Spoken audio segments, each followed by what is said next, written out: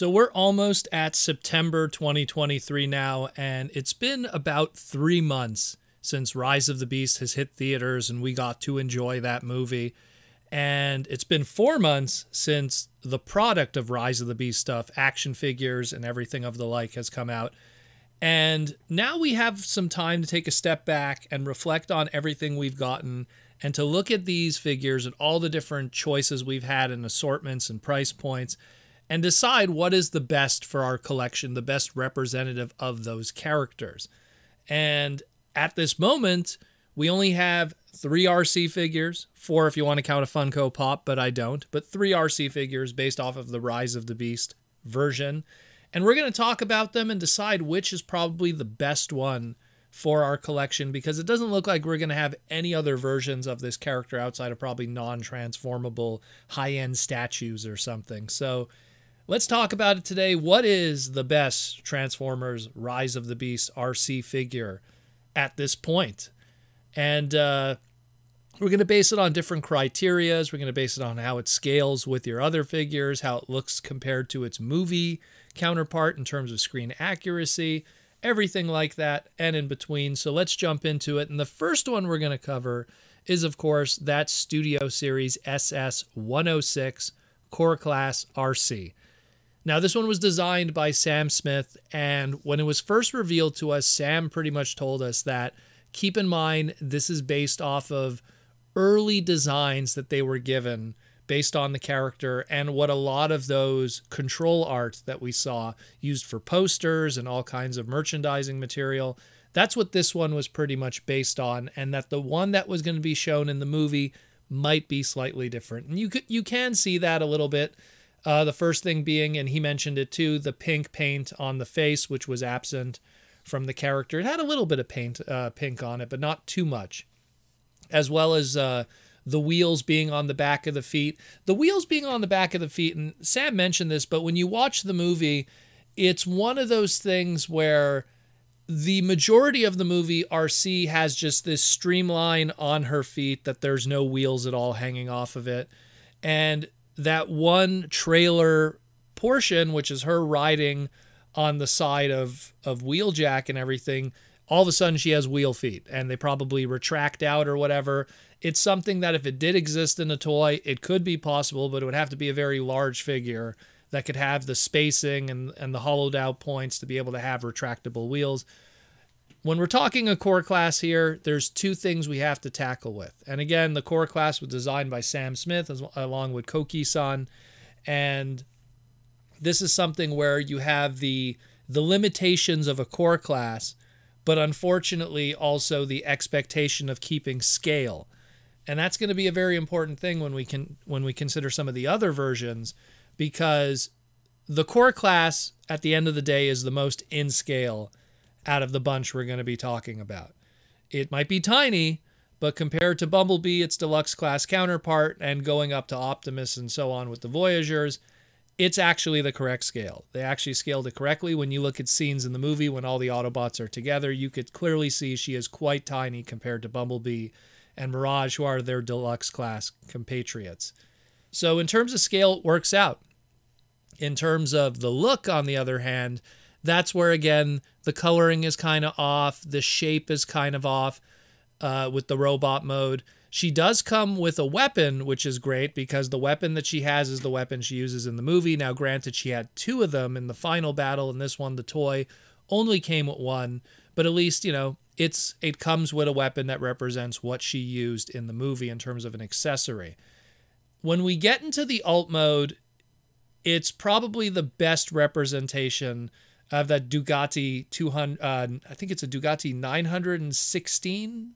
I think 916 or 960. I think it's 916. The 916 class. And it's probably the closest of the bunch. But again, within those limitations of how you could paint a core class and the budget that's there, and how much plastic you could use of a core class and the budget that's there.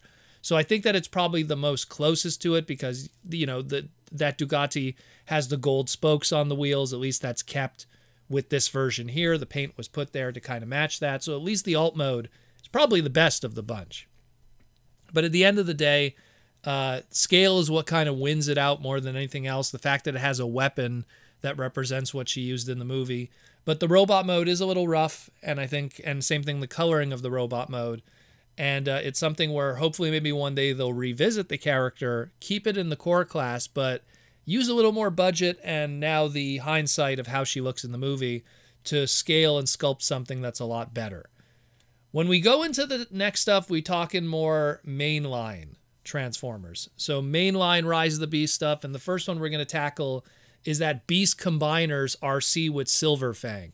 Now we're going to put the gimmick aside and the combining gimmick and everything. We're just going to focus on the core Arcee figure itself. So we're not going to be talking about Silver Fang.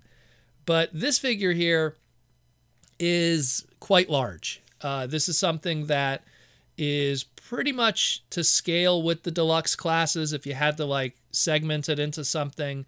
But it's also a much more bulky gimmick-based figure. So the alt mode is wild all over the place, and the robot mode is very wide and wild too. Also has the wheels on the feet, which was a carryover from those early control art they were probably basing this all on. And again, this was also designed by Kuki-san that, obviously worked on this and was basing it off of what was available for them at the time and doing more just of a toy kind of gimmick stuff. And that's pretty much how it is.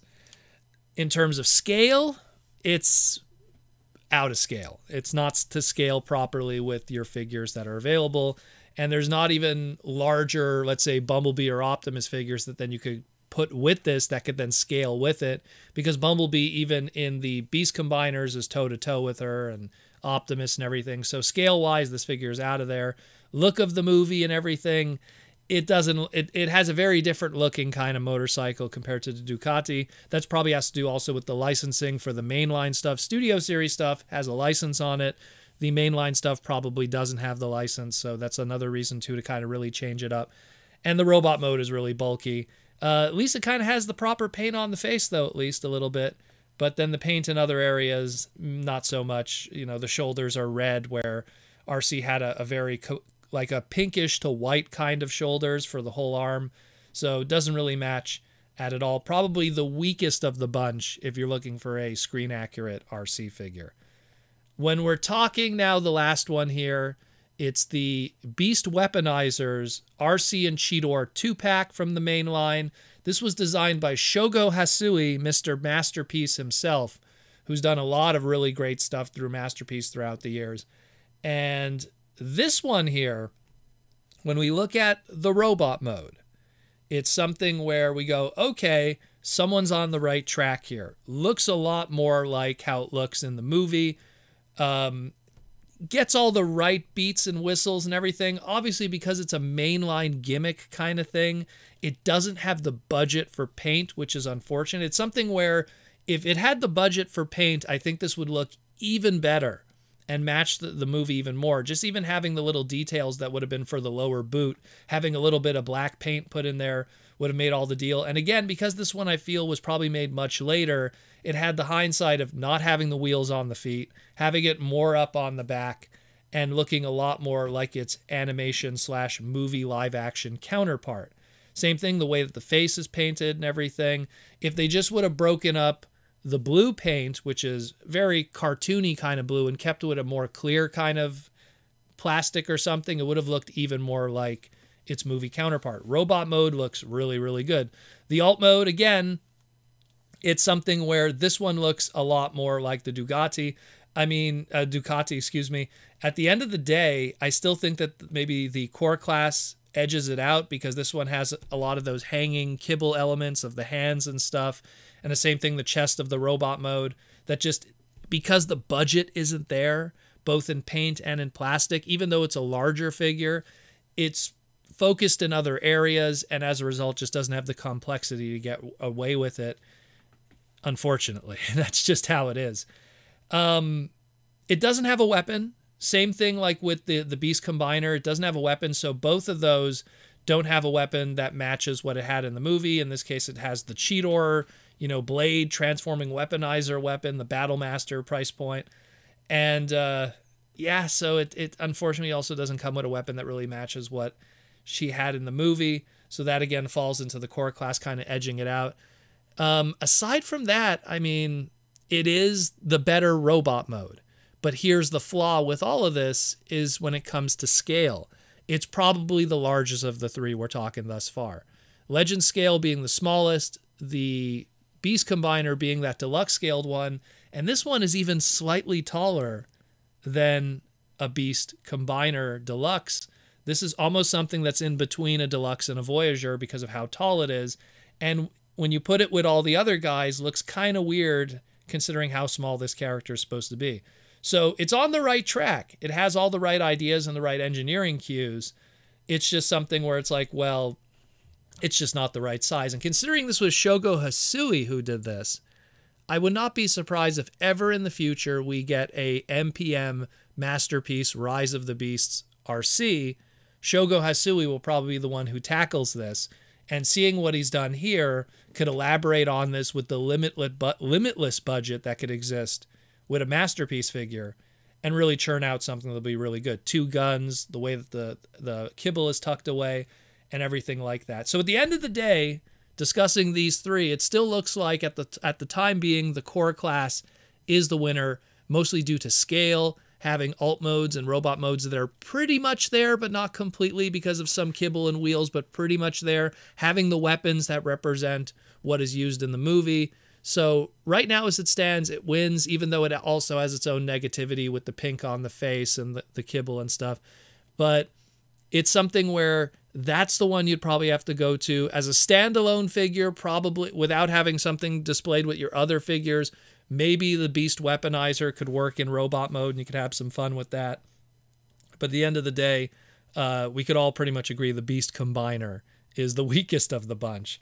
So hope that kind of gives us a better idea. Let me know what you think. Anyone who's messed with all three, what are their opinions? What do you think is probably the best one that they feel for their display? But I mean, I love her design in the movie, and I just kind of really hope that they kind of really nail something that captures that. I could see them maybe in the future, a model kit, nailing it again, like a 3A kind of crazy statue or articulated figure. I could see all of that kind of stuff happening, but in terms of transforming stuff, until we get a movie Masterpiece, that's probably as far as we're going to go for now. So let me know what you think, guys. Hope this was a little bit of an informative thing, and I hope Arcee in the future gets a way better figure. I'll talk to you again real soon here on the Transformer Slag Podcast.